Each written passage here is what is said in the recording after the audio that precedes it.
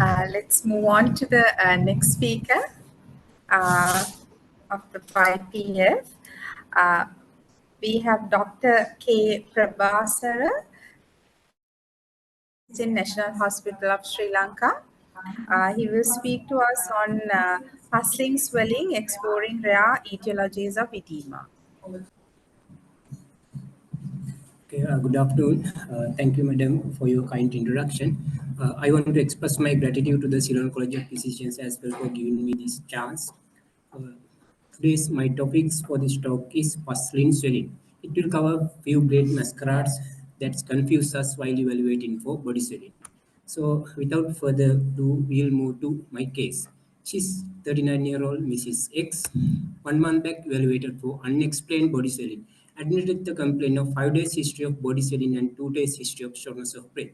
Shortness of breath onset was progressively worsened without associated orthopnea, paroxysmal nocturnal dyspnea, chest pain, cough, fever, wheezing, or sputum production.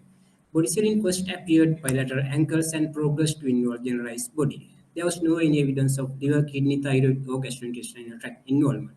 Her urine output also remained unaltered. She had neither any connective tissue disorder suggestive symptoms nor valvular or congenital heart diseases. There was no blood transfusion history, and the family history also was insignificant. She was independent for activities of daily living and instrumental activities even after discharge. Examination-wise, she had generalized body swelling without alloy icterus or peripheral stigmata of connective disorders. She was mildly tachycardic with a pulse rate of 110, capillary filling time was 4 seconds, and blood pressure was 90/60. There was any evidences of bilateral pleural effusions. However, her abdominal examination also revealed gross ascites. Neurologically, she was completely normal. So at the end of history and examination, she had body swelling with pericardial, pleural effusions and ascites. So we did point of care ultrasound scan. It revealed collapse inferior vena cava, ascites, pleural effusions, and thin rim of pericardial effusion. We started investigations with basic investigations, including full blood count. It revealed at the initial part of the illness hemoconcentration, which is evidenced by elevated packed cell volume as well as the hemoglobin, which normalized at about day 6. Renal functions also mildly deranged as day 1, which again normalized towards the day 6. Dengue antigen antibody, COVID PCR antibody all were negative. VBG revealed mild lactic acidosis only.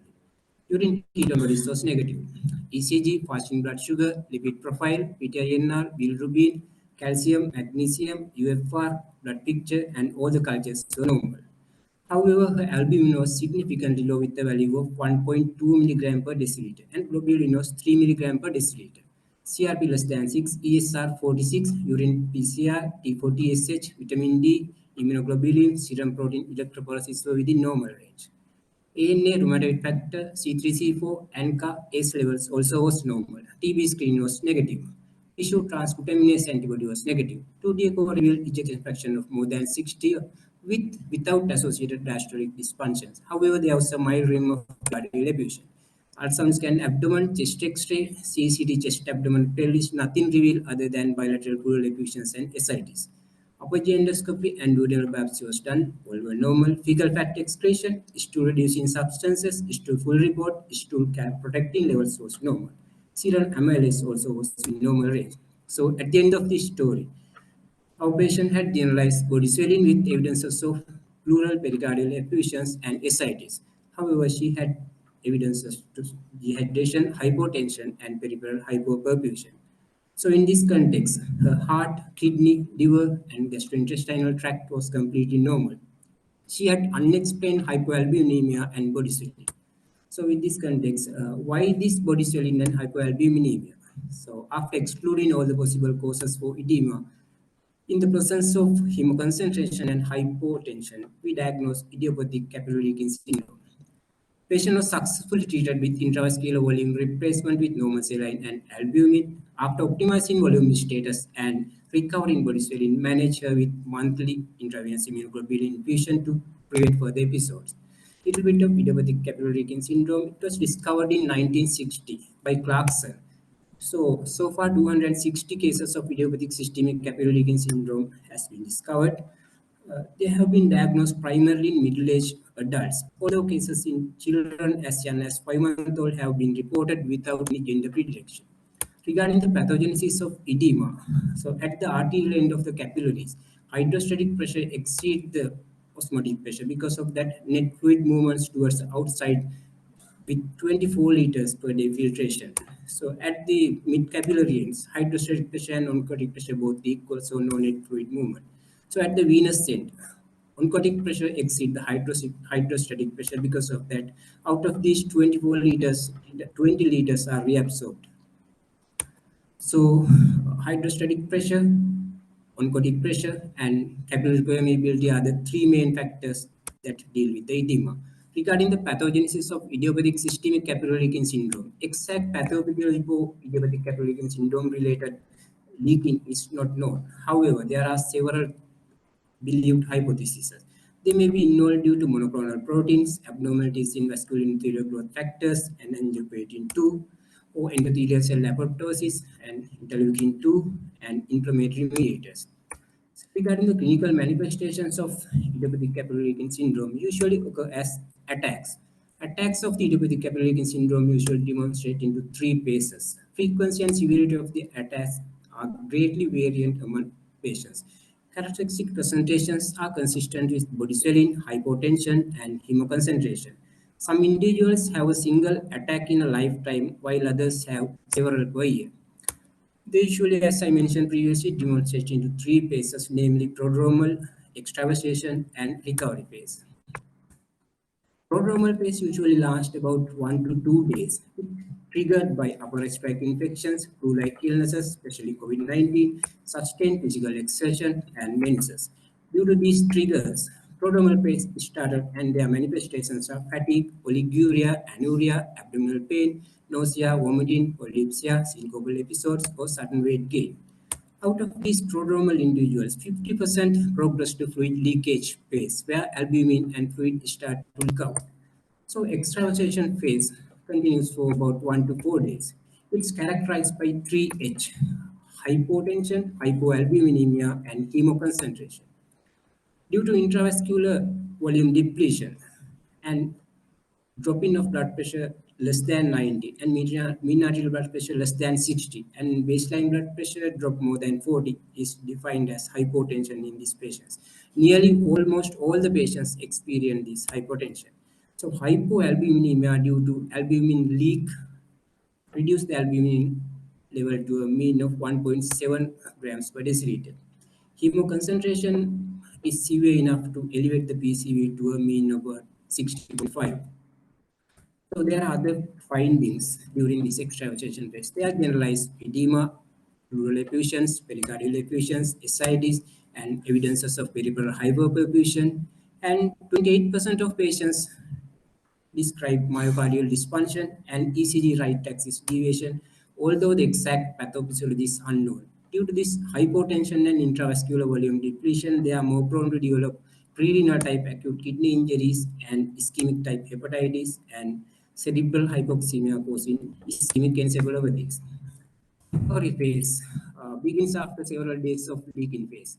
It's characterized by diminished fluid requirement to maintain adequate tissue perfusion. Patients are at risk of developing fluid overload, pulmonary edema, and reworsening of effusions and ascites. Especially uh, patients who over vigorously treated are at risk of developing pulmonary edema. So these patients, plan of evaluation should be touched shock first because it's an emergency. Point of care ultrasound scan will reveal a lot of details about the lungs, heart, and abdomen, as well as ECG, high sensitivity troponins, D dimers, CBS, CVP measurements, 2D echo, full blood count, and CRP will help us to differentiate the type of shock whether it is cardiogenic, obstructive, distributive, or septic. So uh, this chart will help to differentiate the type of shock.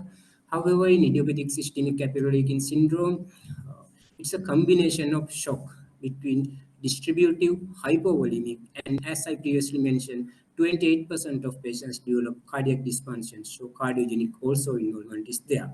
Their cardiac output is reduced, jugular venous pressure is not elevated, systemic vascular resistance is increased, Anyway, they are tachycardic. Initially, they are warm because the distributive prominent component. However, in the latter part, they become cold. On focus, they will demonstrate collapse inferior vena cava, may or may not be demonstrate this left ventricular dysfunction. So diagnosis of idiopathic systemic capillary leaking syndrome depend on demonstration of hemoconcentration, hypoalbuminemia, and hypotension in a patient with unexplained body swelling. After excluding all the other possible diagnoses for body swelling, we can diagnose systemic idiopathic capillary leaking syndrome. However, there is no exact diagnostic criteria for this. Diagnosis of monoclonal gammopathy is supportive plus point for this. So management, as you all know, stabilization of from the patient from the shock is very important. After that, we have to manage the patient's volume status, tissue perfusion, blood pressure, at the and presence or absence of pulmonary edema in inferior vena cava status must be assessed before and after each infusion throughout the illness. Conservative rather than aggressive fluid resuscitation strategy is appropriate. Crystalloids are fluid of choice for shock patients since superiority of colloids not convincingly proven. Colloids are considered as a rescue agents to use when repeated crystalloid fails. Vasopressors for fluid non-responders are appropriate, however, no definite evidence to suggest one or another. Manage, manage endogenous ischemia and pulmonary edema, which is usually secondary to vigorous fluid resuscitation. Infrequently used treatment in case of acute attacks are intravenous immunoglobulin, IV dobutalin, and aminophylline combination, antivascular endothelial growth factor antibody, bevacizumab, and ultimately ECMO in severe cases. So prevention of further episode achieved with intravenous immunoglobulin in a concentration of zero point 0.4 to 2 milligram per kg monthly dose has to continue for several years. Terbutaline and theophylline combination also used. However, there are several therapies that is rarely used like glucocorticoids, spironolactone, indomethacin, leukotriene modifying agents, verapamil, cyclosporine, and thalidomide. Unfortunately, this was not the end of our patient. Despite of these preventive medications, she twice admitted with body swelling with low albumin. She had 7-week history of inflammatory non-erosive arthritis, intermittent fever, and prominent non-scarring alopecia. We detected 2 speckled leukoderma patches, which was not there previously. Because of this, at the first assessment, our ANA was normal, but this time it was significantly positive with a value of 1 in 2280. Initial C3 was low, but now C3 Initially, C3 was normal, but now C3 is low. C4, ENA panel, dsDNA, all were normal. However, still patient is having severe hypoalbuminemia, but this time in addition to that, immunoglobulin is also low. So we excluded that possible renal losses again and impaired hepatic productions both was not there. Because of this, at this point, we suspect there should be a gastrointestinal loss. Because of that, we did upper GI endoscopies and biopsies. Uh, Duodenal biopsy revealed mild lymphoplasmacytic infiltrates. General biopsy, aggregation of lymphocytes forming lymphoid follicles in lamina propria, which preserved intestinal architecture. However, we felt confident about the protein loss path at this stage. Leucine is not just albumin, but also globulin. So, best existing investigation to diagnose protein leucine enteropathy is alpha-1 antitrypsin clearance. Unfortunately, it is not available in Sri Lanka. Clearance of radiolabeled macromolecules is not routinely performed to diagnose these protein leucine enteropathies. So we did investigations to look for possible other etiologies of protein leucine enteropathy. CMV antibody, HIV antibody, repeated celiac serology, stool full report, parasites, stool calprotectin, Clostridium difficile toxins, all were normal. Upper GI, lower GI, capsule endoscopy, and all the other biopsies except duodenal and jejunal biopsies was normal. So at this point, we applied EULA-SCR criteria. With the fulfillment of the entry criteria, positive ANA, she had fever, non-scarring alopecia, and musculoskeletal involvement, and low C3. We diagnosed systemic lupus erythematosus. Finally, lupus-associated protein leucine enteropathy was the ultimate diagnosis, but at the first presentation. we missed that it was isolated lupus-associated protein-losing enteropathy without systemic manifestations of SLE. After multidisciplinary discussion, she was started on steroid HCQs and steroid-sparing medications. Her body swelling, joint pain, and fever were completely resolved. We continued to treat her with acetropine and HCQ. She remained in remission for a year with above medications. Any unexplained body swelling in a young patient with persistent unexplained hypoalbuminemia, think of lupus-associated protein losing enteropathy as a potential differential. So this is the case report I published in that patient.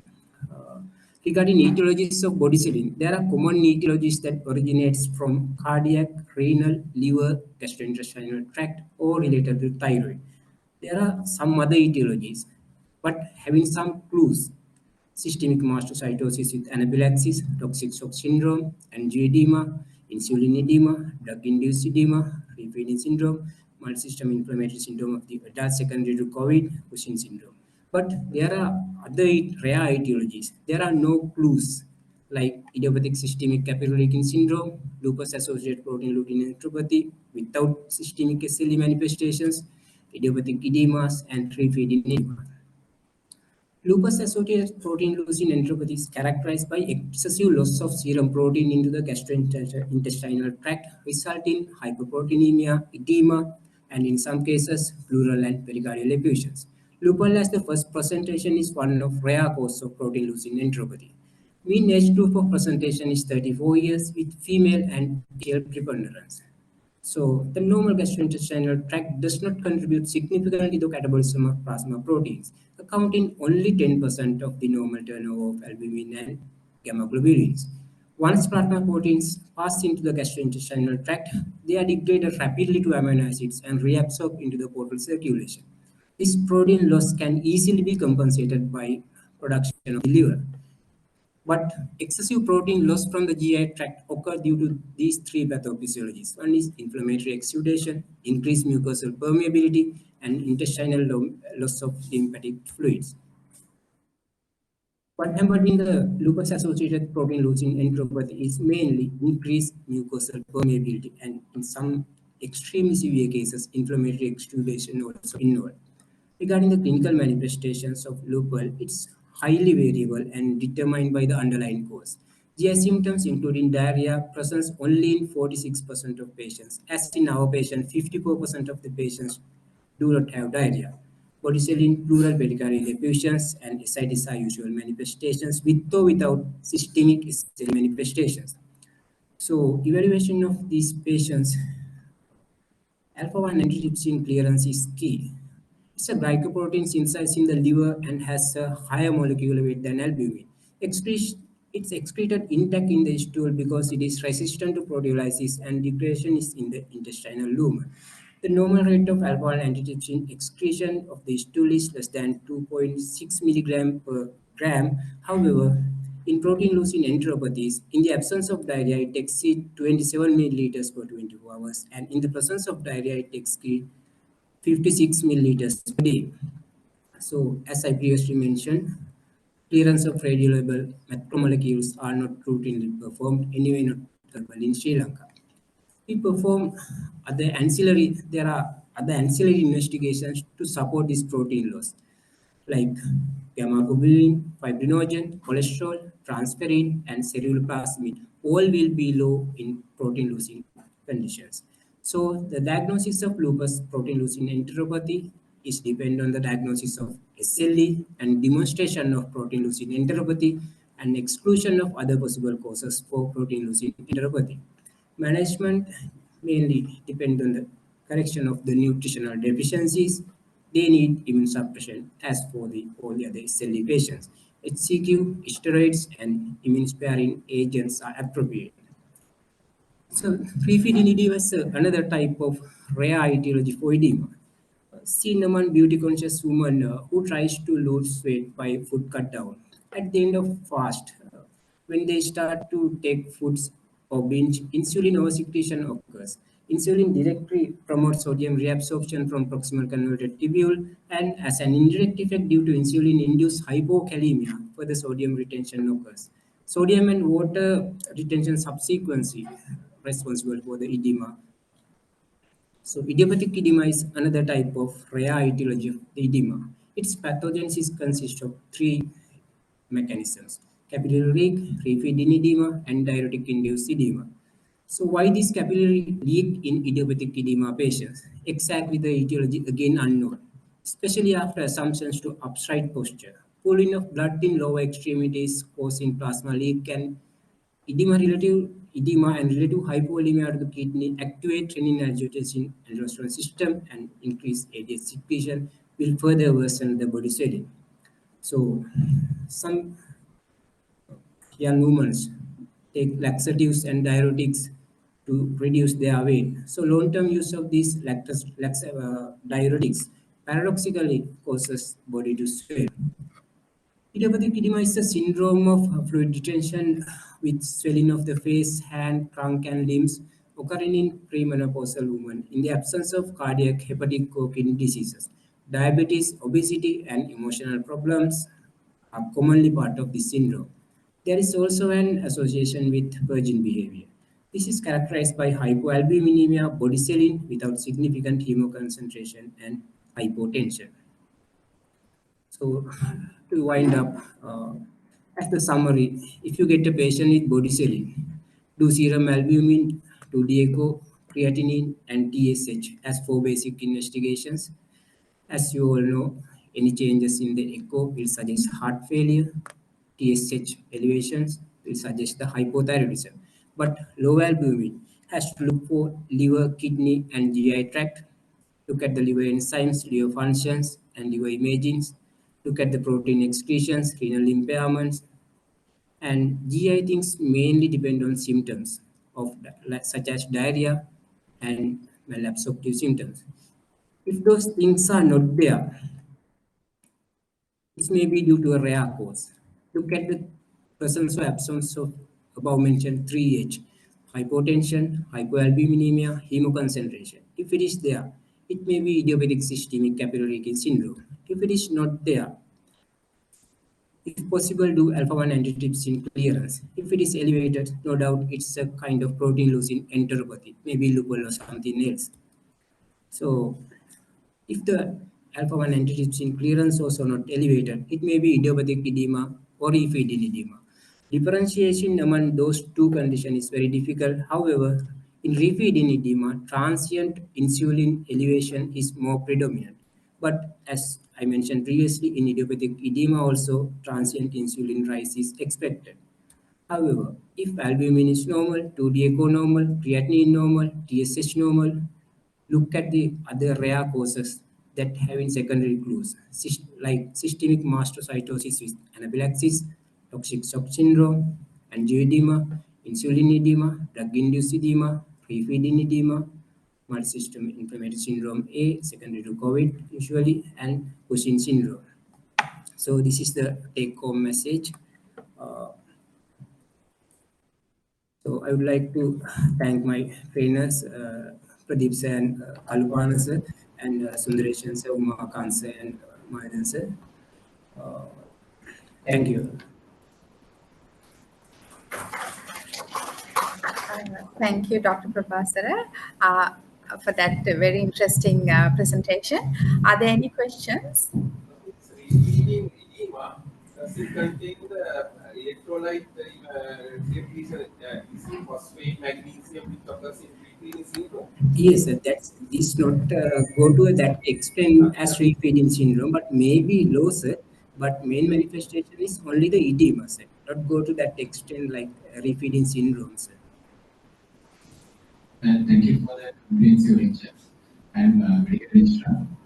During my internship period, I came across one patient with idiopathic capillary leaking syndrome.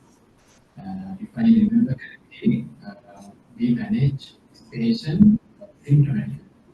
So he was saying that that's a case for IVLT. I just want to know that how effective it is. I read several articles related to that, as well as there is one systemic review, but there are no exact values, but almost all the articles and systemic reviews says that about 86 to 89% there is having intravenous immunoglobulin response. So, so my personal opinion is better to use.